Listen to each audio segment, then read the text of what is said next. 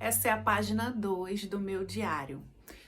Vamos voltar novamente a agosto de 2017, quando eu fiz a cirurgia de retirada do tumor. Mas antes disso, eu quero retornar um pouquinho antes da minha viagem para fazer essa cirurgia. Acho que na semana da viagem, minha cunhada, aquela mesma cunhada que recebeu o Espírito Santo e profetizou na minha vida, ela sentiu a necessidade de fazer uma oração, né? Convidar algumas pessoas para fazer um momento de oração na casa dela, para proteger, né? Para abençoar os meus caminhos e para abençoar a cirurgia. Bem, estávamos lá, ela convidou uma moça chamada Mônica. E ela estava lá, fizemos esse momento de oração, tudinho. Quando finalizou, Mônica chegou até mim e disse assim: no momento da oração eu tive uma visão. Deus me mostrou você num quarto todo branco e lá tinha uma janela de vidro que dava a visão para rua, para uma rua. E lá Deus me mostrava que você ia viver um momento extraordinário, um momento sobrenatural com Deus. Aí eu disse, ai, que maravilha, que bom, guardei essa mensagem no meu coração e, né, fui pra cirurgia, enfim. Imaginei que esse momento fosse no hospital, né, um quarto todo branco com uma janela de vidro, mas quando eu tava lá no pós-cirúrgico, no quarto, o quarto era todo verde, um verde claro, né, no hospital, e tinha realmente uma janela, mas ela tava fechada. Eu disse assim, não, então talvez não seja aqui, né. Aí, uns 2 dias depois da cirurgia, voltei pro apartamento onde eu tava, né? Onde eu fiquei me preparando pra cirurgia. E na noite que eu cheguei, que eu estava, né, no apartamento, na primeira noite pra dormir, gente, eu senti uma dor na minha coluna, porque eu tenho problema de coluna. Eu senti uma dor insuportável. Eu acredito porque eu passei, acho que eu durmo de lado, né, ou de bruço, eu sou acostumada a dormir assim. Então, no pós-cirúrgico ali, depois da cirurgia, e no decorrer da cirurgia, eu fiquei ereta, né, de peito pra cima.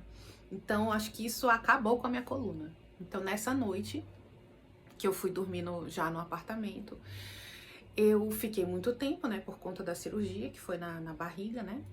Eu não podia ficar de lado e nem de bruço, como eu gosto de dormir, então eu fiquei deitada de costa, né, pra cama. Então, acho que em um determinado momento da noite, acho que eram umas 10, 11 horas da noite, eu levantei com uma dor insuportável na coluna. Gente, a dor era na coluna inteira, que eu disse assim, Deus, eu comecei a conversar com Deus. E meu marido no chão, num colchãozinho no chão, num colchonete, né, que ele deixou a cama pra mim.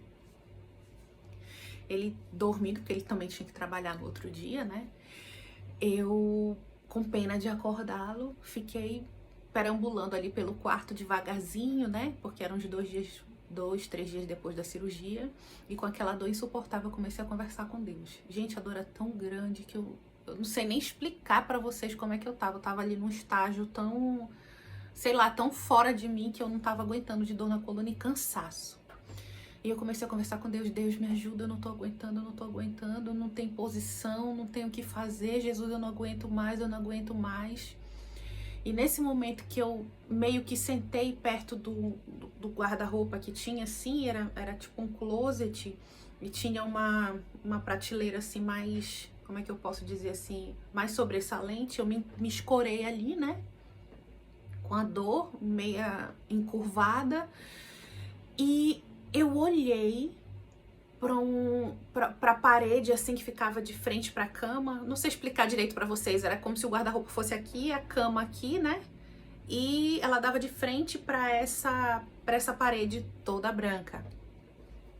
E eu olhava ali pra aquela parede e, assim, sem explicação, é como se tivesse aparecido uma tela, tipo uma tela de cinema. Gente, isso é um fato que aconteceu na minha vida, sobrenatural, e que eu preciso compartilhar com vocês.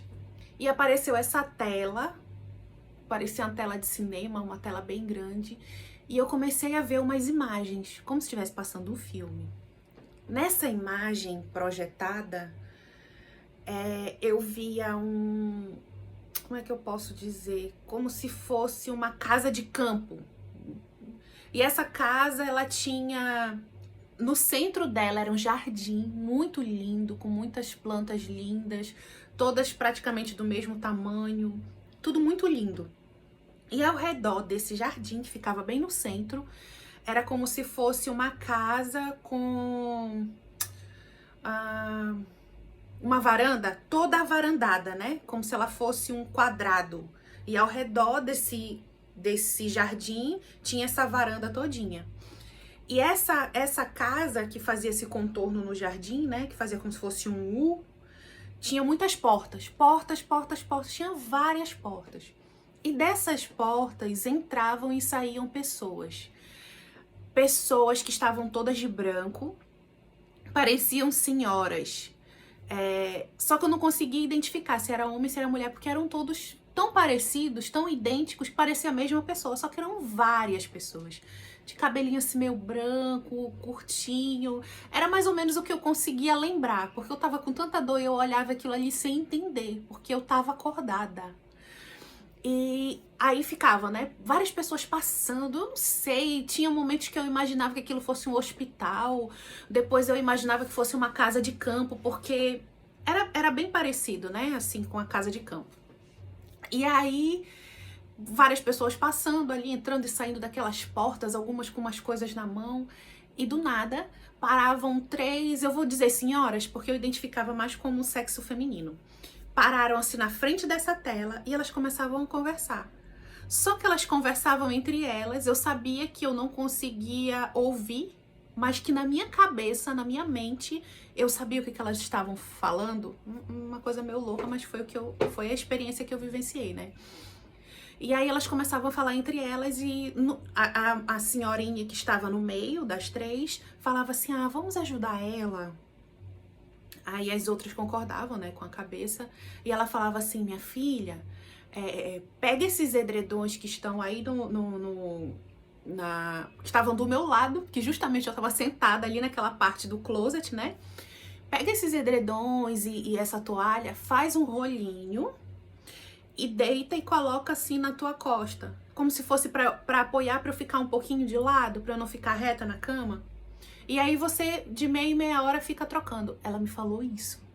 Gente, na mesma hora, eu peguei a toalha, né, com o edredom, fiz o rolinho e coloquei na minha costa. Eu senti um alívio tão grande, gente, tão grande, que eu comecei a dormir. Peguei no sono. E impressionante que eu não sei de quanto em quanto tempo, mas como ela falava de meia em meia hora, eu acredito que de meia em meia hora. Eu via de novo aquela visão e falava, vira agora pro outro lado. Aí depois eu adormecia. Aí acordava de novo e a pessoa falava, agora vira pro outro lado. Eu sei que eu dormia a noite toda. E quando foi de manhã, eu comentei com meu marido. Eu disse, amor, parecia um sonho, mas eu sei que eu tava acordada, porque eu tava sentada ali. No entanto, eu peguei o edredom e fiz isso. Ele disse, meu Deus, foi uma experiência sobrenatural. Quando ele disse isso, eu lembrei que há um mês atrás foi feito aquele momento de oração e que Mônica tinha falado comigo, olha, você vai viver uma experiência. E quando eu olho ao meu redor, o quarto que eu estava era todo branco e tinha uma janela de vidro e que dava de frente para uma rua. Eu digo, gente, foi esse momento sobrenatural que eu vivi. Eu vi isso e eu tinha que compartilhar com vocês. Eu não, como é que eu posso dizer assim, respeito a religião espírita, sou católica, fiquei até meio receosa de falar sobre isso, comentei até com a minha irmã, mas ela disse assim, isso foi experiências que você viveu e você precisa compartilhar com as pessoas. Então eu tô falando aqui, não tô levantando bandeira de religião nenhuma, mas foi a experiência que eu vivenciei, foi um sobrenatural. E que aquelas senhorinhas ali me ajudaram, porque a partir daquela noite eu consegui dormir super bem. Eu fiquei, acho que até o 7º dia, né? Que é da cirurgia, né? O pós-cirúrgico, são 7 dias que você tem que ter todo aquele cuidado. E eu dormia desse jeito e foi maravilhoso. Toda noite eu dormia perfeitamente bem depois desse ocorrido. Quero que fique registrado aí. Aí começa, né? A segunda parte do sobrenatural de Deus. Depois dos 7 dias você tem que retornar com o médico para ver como é que tá o pós-cirúrgico, tudinho. E nesse período, acho que lá pro 4º dia, eu comecei a ter incontinência urinária, que até então eu não sabia. Eu comecei a fazer xixi sem querer. E lá pro 5º dia, eu tava esperando retornar com o médico, achei que isso fosse normal, que fosse natural, né, da cirurgia. Eu fiz aquela cirurgia por vídeo, né, que faz a retirada do útero, tudinho, e ela tem alguns riscos, e eu não sabia.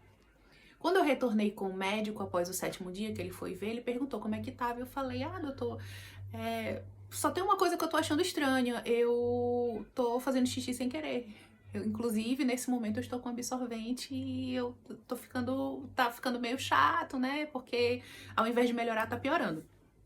E ele olhou pra mim meio assustado e disse: deixa eu te falar, a gente vai ter que fazer um exame, porque você sabe que toda cirurgia ela tem um risco, e essa cirurgia que é feita por vídeo pode ocorrer de você ter incontinência urinária, de ter afetado a tua bexiga.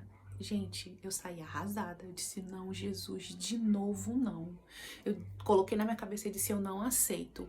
Porque senão eu ia ter que fazer uma outra cirurgia para fazer essa reparação.